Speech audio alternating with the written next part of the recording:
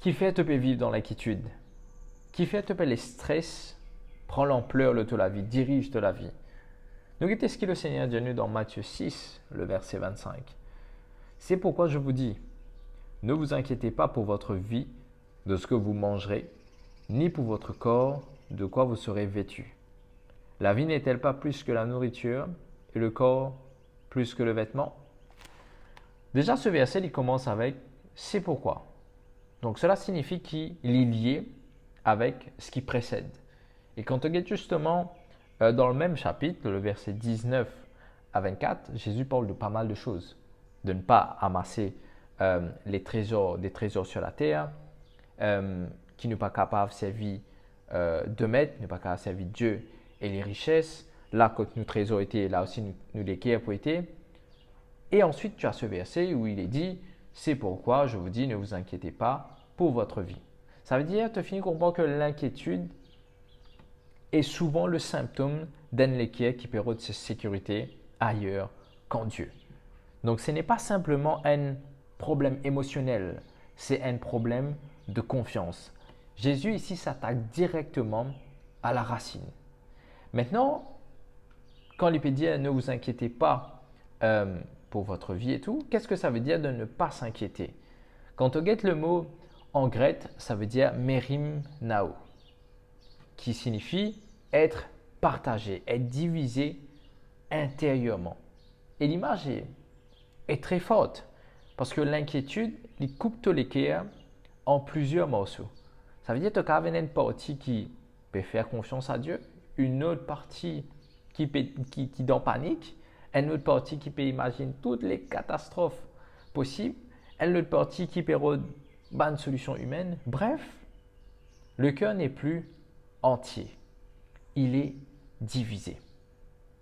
Maintenant, ça ne veut pas dire que, ok, tu es là pour inquiéter-toi, tu es là pour prévoir le futur.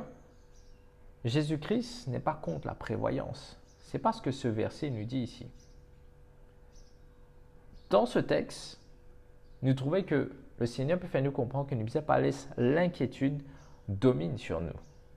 Parce que Christ, Dieu, il pose justement la prévoyance, le travail, l'organisation, la sagesse. On le voit justement dans la Bible. L'exemple de Joseph qui ne prépare le blé pendant 7 ans, les fourmis qui préparent cette nourriture. Dieu n'est pas contre justement ces choses-là. Tu peux préparer demain sans être prisonnier de demain. Je redis cette phrase. Tu peux préparer demain sans être prisonnier de demain. Donc, ce que le Seigneur t'encourage nous aujourd'hui, c'est les qu'on a besoin. Nous peinons pour inquiéter nous. Tu as un besoin, tu as une requête, place-les au pied de Jésus-Christ. Et le Seigneur, avant même qu'il t'ouvre la bouche, avant même qu'il te prie, il connaît déjà ce qu'il y a au fond de ton cœur. Mais tu dois quand même parler et lui dire Alléluia. Cette vie que tu as, mon ami, ce n'est pas un crédit, ça. C'est un cadeau que Dieu donne toi. Donc, s'il donne toi cette vie-là, tu ne pas penser qu'il a la capacité de soutenir ta vie, mon ami. Bien sûr qu'il peut le faire. Donc, pour terminer cette vidéo, le message, c'est simplement place de confiance en Dieu.